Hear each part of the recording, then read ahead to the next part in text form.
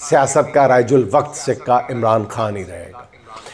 اچھا ناظرین، لوہے کے چنے والے جو ہیں المعروف خواجہ سعد رفیق صاحب، ان کا ایک ویڈیو کلپ پتہ نہیں نیا یا پرانا ہے، وہ 2 دن سے وائرل ہے، جس میں وہ عمران خان کے خوف میں خود تو مبتلا ہے ہی ہیں، لوگوں کو یا پتہ نہیں کس کس کو وہ خوف زدہ کرنے کی شعوری کوشش کر رہے ہیں۔ خواجہ صاحب فرماتے ہیں کہ عمران خان کے بارے میں سب کو یقین ہے کہ اگر اسے دوبارہ موقع ملا تو یہ ریاست کے بخیے ادھیڑ دے گا، اداروں کے بھی بخیے ادھیڑ دے گا، سیاسی مخالفین کو زندہ گاڑ دے گا۔ یہ کوئی آدمی ہے؟ میں حیران ہوں ان کی عقل پہ جنہوں نے اسے لیڈر مانا ہوا ہے، یہ تو ایک ڈان کی طرح کام کرتا ہے۔ لیکن بات یہ ہے کہ ان کو نہ تو ریاست کے بخیوں کی فکر ہے نہ سیاست، ہاں اپنی سیاست کا ضرور فکر ہے، اپنے یہ جو زندہ گاڑنے والی بات ہے اس سے خواجہ صاحب اور ان کے حواری جو ہیں وہ ضرور خوف زدہ نظر آ رہے ہیں۔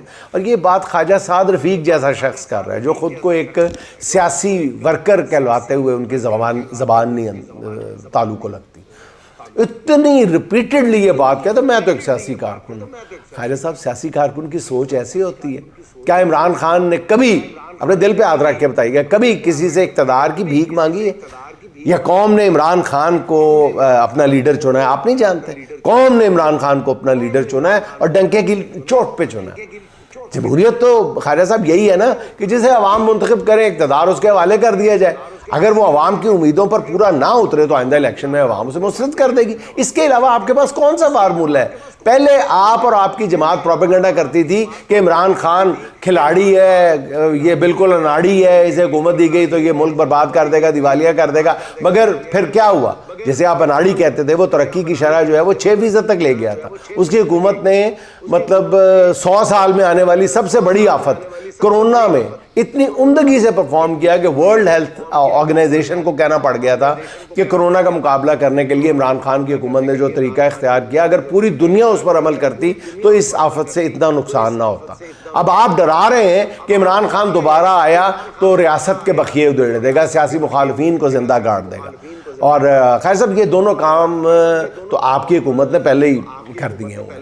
ریاست کے بخیے تو نون لیگ کی سرکار نے ادھیڑ دی ہیں۔ بلوچستان میں شام ہوتے ہی حکومتی ریٹ ختم ہو جاتی ہے، خیبر پختونخوا دہشت گردی کی آگ میں جل رہا ہے، پورا سندھ احتجاج کرتے ہوئے سڑکوں پر بیٹھا ہوا نظر آ رہا ہے، پنجاب میں کاشتکار کو، گندم کے کاشتکار کو کیونکہ جو ہر کاشتکار گندم بیچتا ہے اس کو مار دیا گیا ہے۔ ریاست کے بخیے اور کس طرح ادھیڑے جاتے ہیں خواجہ صاحب؟